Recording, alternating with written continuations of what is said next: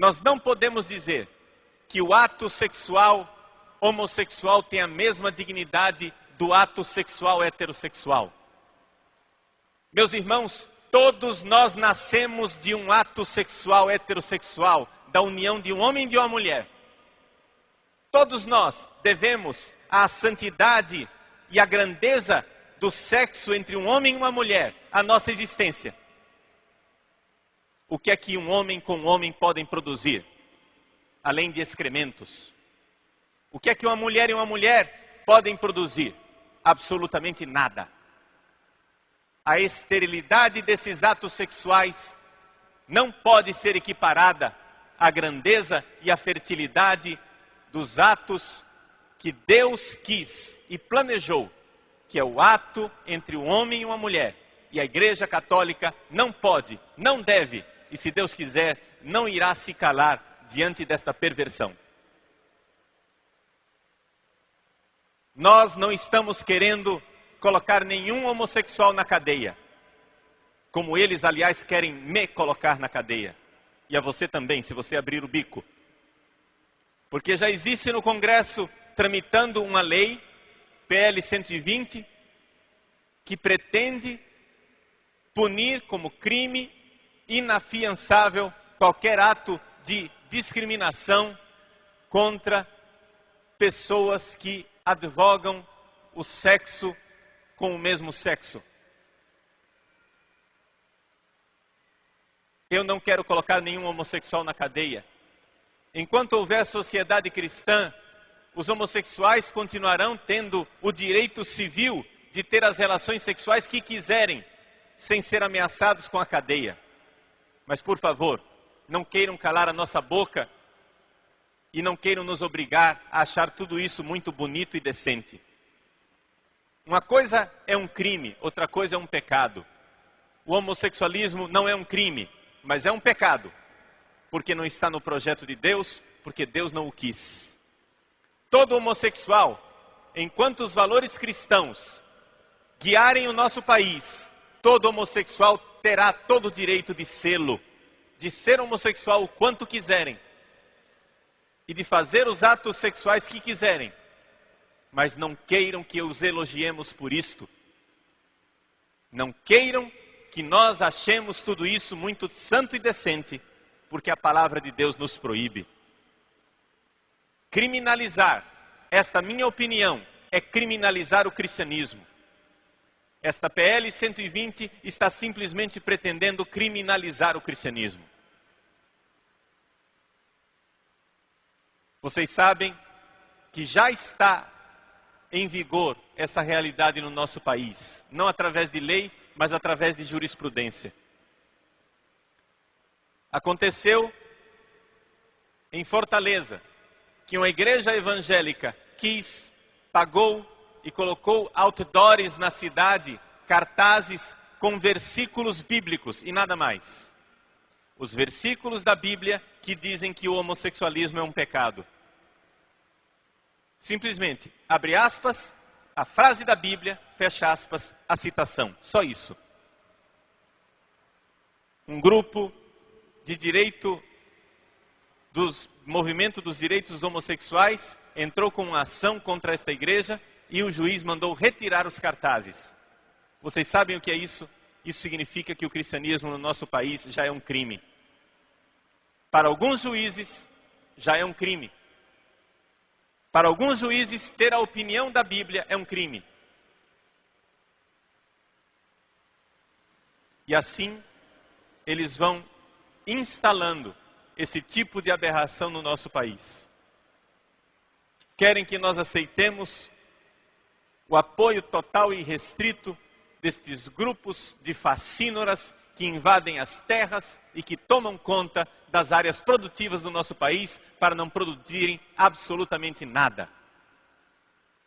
Este bando de cafajestes chamado MST é o maior latifundiário deste país. E, no entanto, não produzem uma banana. Porque o que querem é destruir simplesmente a nossa sociedade. A eles não interessa minimamente a produção, a eles não interessa minimamente aquilo que seja a ordem, aquilo que seja uma democracia. Nosso governo, que exige de todos nós todo tipo de documento para sequer comprarmos na farmácia ao lado uma cápsula de aspirina, não exige um documento sequer do MST para despejar milhões de reais nessa organização criminosa. Não sei se os senhores sabem, mas o MST não existe juridicamente. Eles não têm sequer um CNPJ. Não existe a pessoa jurídica. Não existe a firma MST. E mesmo estando irregulares, eles recebem milhões de reais todos os anos do nosso governo. E o país, adormentado, assiste à instauração de uma ditadura e à perversão da ordem do nosso país. Nós não podemos permanecer calados diante disto. Clama aos céus este ato, que um presidente da República seja irresponsável o suficiente de dizer que assinou esse decreto sem ler, em qualquer país civilizado seria suficiente para um impeachment, para que ele já tivesse sido estromeço do Palácio do Planalto.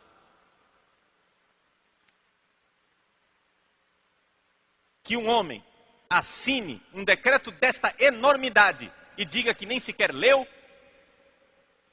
é de uma cara de pau tão grande que nós não podemos sequer sonhar com uma coisa dessas. Como, senhor presidente, o senhor não leu? Se todas estas cláusulas que o senhor acaba de assinar estavam no seu plano de governo quando o senhor se candidatou pela primeira vez em 2002. Infelizmente, o nosso país elege presidentes não pelos seus planos de governo, mas elege presidente pelas propagandas eleitorais. Propaganda aceita tudo. Propaganda se faz aquilo que se quer. Infelizmente,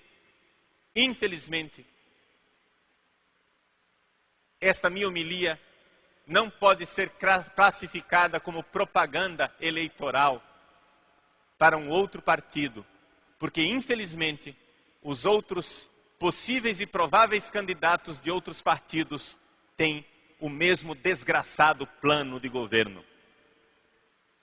Nós podemos nas próximas eleições ir votar e eleger e escolher entre Lúcifer, Satanás, Belzebu, o diabo e o capeta.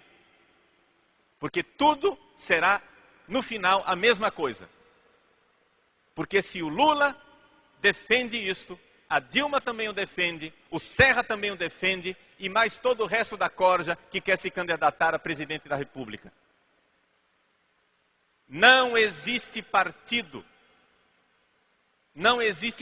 que numericamente seja representativo, que esteja realmente representando a opinião do povo brasileiro. Infelizmente, os senhores congressistas, infelizmente, os cargos que nós temos no executivo e, infelizmente, também o judiciário, estão todos, pela ocupação de espaço, pela política da ocupação de espaços, estão todos alocados para pessoas revolucionárias, anticristãs de esquerda. Esta é a situação deste país. Esta é a nossa situação. Agora, não esperem os métodos de Hitler, porque hoje em dia não se faz mais ditadura com derramamento de sangue. Hoje em dia, as ditaduras são feitas por revoluções de veludo, como esse decreto que nós acabamos de assistir. As revoluções de veludo que vão lenta e gradualmente comendo os direitos democráticos sem que sequer as pessoas notem isso.